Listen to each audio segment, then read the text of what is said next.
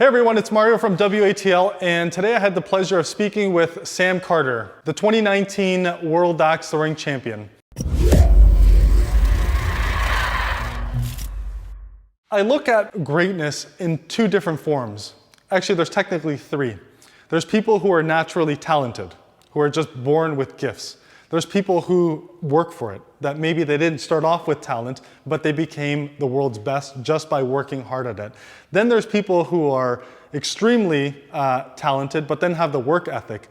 I see Sam as being both talented and having that work ethic. And that's part of why he became the 2019 World Axe Throwing Champion. And he will be carried out of the splitting timber axe range as the king of the axe throwing world. We'll chat with the champ. Now, starting from the legs down and how Sam positions himself. As a lot of the standstill throwers do, I start with my right foot forward. I try to center my chest in it, so my feet kind of change depending on how I'm throwing. And like my practice shots, you know, every lane is different.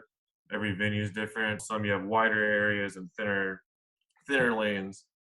But I just try to get my right foot forward. My left foot is not too far back. I'm almost not even shoulder length apart. I'm pretty close. I'm just in like a little box, just like right here. And then I just kind of push off of each other and try to stabilize with my left foot a little bit. Every venue is different, and it's true. Some of the lanes might be 11.75 inches. They might not be that perfect 12 feet. Or maybe the lighting's different, or maybe the boards or the backboards and the measurements. Like there's so many variables that actually affect and come into play when you're in a facility. So Sam changes his feet often, and he does that in order to adapt to the environment that he's in, which I think is brilliant. Everyone tells me that it looks like I'm not doing anything, but in my head, I'm doing a lot, and my lower body is doing a lot. But yeah, I'm definitely getting that little extra oomph to kind of push it on the board. So like, you know, rotation comes from the upper body. A lot of the power and stuff comes from that little oomph into it. It's a bit of a tinier push that he does, where some don't even notice that he actually jumps up from his feet and does that mini squat a little bit. Now, Sam doesn't have any special or funky alignment or anything like that. He likes to be as perfectly centered as possible to his right shoulder when he's throwing his axe. And it obviously, depending on the day, I might be throwing left, I might be throwing right, and I'll try to adjust that with where I position it, but it's usually all trying to be right down that right shoulder line.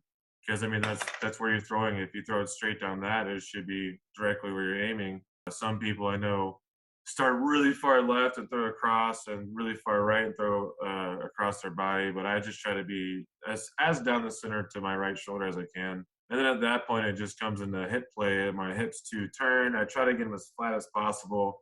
Some days I have to turn them. Some days I have to keep them flat. It just depends on what the rest of the body's working well with together. So if he's throwing maybe too far to the right, he might put his hip into it a bit more and help him rotate so he centers the axe more to the middle. Sam says that he has a very slight difference between the height of when he throws from bull to kill. I don't think about it too much, but I'd say naturally it's what everyone would do and what I would suggest people do, just because you want your bullseye down here, or I start really lower than most people. So bullseye's down here, kill shot's probably just a little bit higher. Just all depends on who's throwing it. I mean, I do it because I start so low in my positioning, but other people start kind of right here. I do it. Sam is 6'2". He uses a 15-inch handle, and he likes to have that full-on hammer grip. Just kind of grip it like you would. Just imagine trying to go in and trying to cut some trees down with this. You wouldn't be going in like this, but yeah, I'm not trying to like white knuckle it, but I am in that area kind of loose, just kind of being able to rock it back and forth. I like to kind of joke around and say I think he might be the grandfather of the hammer grip, because before him, no one else was gripping it the way Sam does. And the way he describes it is he's ready to chop a tree. That's how he's holding it. Not enough where his knuckles are white, but enough where he has a good grip on that axe. Sam bases his throw off a free throw. So it's essentially up and straight. He likes to use power, but not too much power. And that push will kind of knuckle the speed. Like, I mean, if I just went full flick like some other throwers do, yeah, I'd be over-rotating. The one thing that I love about Sam is he's honest. And he's as honest as they get, and he's a straight shooter. And when I asked him about nerves, What he told me was, if anyone told you they don't have nerves, they're lying to you. Confidence is a lot of it. And when you go into the tournament and you just think to yourself, like, you can win it, you just go in and be like, all right, gotta get bullseye. Done. And it's just like a checklist. You just go through the motions. It's just, there's nothing else except for you and the board. I mean, yeah, you're always playing someone else, but you're the only one that can dictate the outcome. If you don't miss, you can't lose. You just got to think, I'm going to smash this. I'm going to take this win. I'm up 1. It's over. it allows the nerves to not affect his throw. It allows him to not get those jitters, and it keeps his mind in the game. Sam, like other throwers, and I believe Michael Theodoro brought this up to me before, is the thing that's weird is silence, especially when you're on ESPN. I'm the kind of guy that I like noise. I like different things going on. Silence can kill me in that scenario. Kind of just like talk to myself. I keep running through scenarios and I'm like, all right, well, I just got to do this and this and this. And I kind of like, oh, well, that one sucked. And then just kind of, make fun of yourself, have fun with it. And then also I try to get the other person involved, try to have fun with it. But as it gets deeper in the tournament, some people get quiet. When Mike Kump talks a lot, you can beat him. When he stops talking, it gets rough. I've never really been in that kind of scenario where it's been completely dead quiet. There's always, the one time I did appear on ESPN, there was noise, there was activity, there's other things going on, and that felt natural because that's how a typical league night is. That's how generally any tournament is. There's conversations going, there's different matches, people cheering, people clapping, saying high five, catching up. But when it comes to ESPN, you have the bright lights on you. It is completely quiet. In last year's World Championship, when Mike Kump was actually going against Mike Philibom, the 2021 US Open champion, Mike Kump got quiet. And when he got quiet, he was so laser focused. It was one of my most memorable, funnest, most intense matches that I had seen that year. This is where talent meets hard work. Actually, before the US Open, I probably practiced here and there, not much. I was in a league. I went to that, once a week, and I got that practice, and I did really well. And then the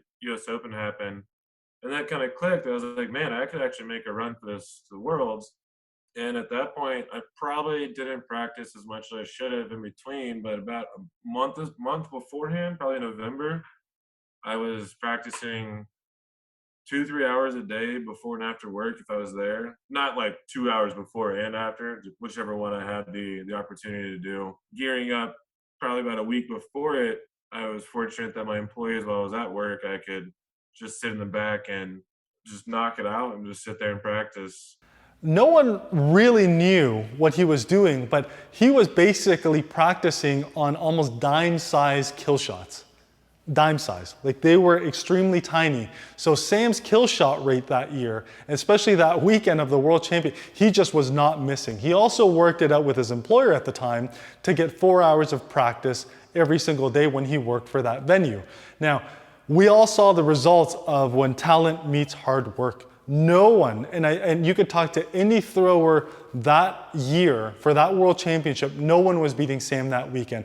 He had that confidence. He almost had this cockiness to him because he knew he put in that much work. He was that confident that he was going to win, and he did. Part of what he likes to do is Sam likes to practice with a lot of elite and high-end throwers. Other guys like Preston Shaw, who's been on the scene before, Corbin, obviously, Matt Muty, who made it to the last Worlds or the Open, I think. We practice, we get together, and we do it serious. But what I think a lot of people don't get away from it is the still having fun part. And so we'll make up stupid games and just when you can hit anything on that board, not just the bullseye and the kill shot, it makes you a better thrower. Because then you can do anything on command and hit the one line as far as you can to the left. That's pretty hard. That's a thin line.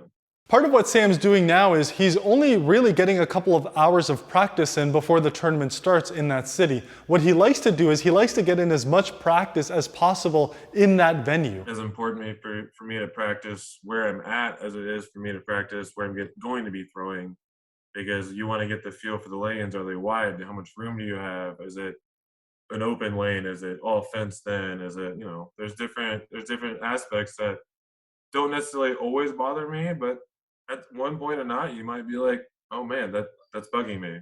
And it makes a lot of sense. And this is part of why a lot of venues open up their facilities early on before the start of a tournament. I think that's a huge and important element of the game. And it's similar to any other sport. Let's say, you're a tennis player, but you've only ever played in clay because that's what they have in your home turf, and then you're playing in grass. The environments in axe throwing are kind of no different. I mean, generally speaking, you are throwing off a hardened wood floor. If a venue extends their rubber mats, I doubt they'll extend to 12 feet, but that might be a mental thing that gets in the way of your throwing. Or they might even have some wood chips on the side that maybe is a visual distraction for you. So there's so many elements that are different in every single venue, even though the distances are still 12 feet and the bullseye and the kill shots are all the same height. It's the overall environmental factors that actually come and have a mental change compared to what you're used to in your home venue. Practicing at the venue hosting the tournament is a huge component of being successful in a tournament. And I think you'll hear that from a lot of throwers. Number one thing, just you can't go in and have a bad headspace and you throw one bad game. You have 3 games possible. You have one bad throw of 10, you can come back in the next 2. Really important. Just have fun with it. It's a tournament. You get to see people that you haven't seen that live all the way across the country, potentially the world. Because I remember back in 19, we were playing people from like Dublin, Ireland, and stuff like that. I think my first game was someone from Dublin, which was cool. And then the second one, just, I don't know, practice when you can, but don't get in your head. It's all about the fun, number one. The tournaments are a great way of meeting new people, gathering knowledge, sharing knowledge, and just simply having fun. The other thing which I think is really important is that everyone is beatable. It doesn't matter who they are, but they are beatable. Don't go into every game thinking you're playing me or Philibom or Theo or Lucas Johnson or something like that. You're going to lose instantly. That's not true. We mess up all the time. And if you come up with that confidence and that headstrong mentality, you can take us out. I've seen it done. I've lost to people that I'm like, they can't be, oh no, they beat me. Yeah, that happened. If you go in with the mentality of you're not going to win, you're likely not going to win because you've already beaten yourself. So just remember that is one of the key tips that Sam shares with you that I think everyone should really take to heart. Every single person out there is completely beatable. Thanks a lot, guys. I hope you enjoyed my interview with Sam Carter. A lot of you at home may recognize him. Again, he was on ESPN on the 2019 US Open. He's the 2019 World Champion, and he also appeared in the 2020 World Championship. This is one of the most elite throwers out there. He's been consistent in these last several years, and he has really leveled his game up, and he's got some great tips to share, and I hope you enjoyed them all. If you haven't already, make sure you subscribe to us on YouTube, like us on Facebook, follow us on Instagram. We're going to be putting a lot more of these great videos from some of the top throwers in the world, and we're going to be constantly sharing tips because we want to see you improve and we want to see you out in Waddle tournaments. Hope you guys enjoy. Thanks again, and we'll talk soon.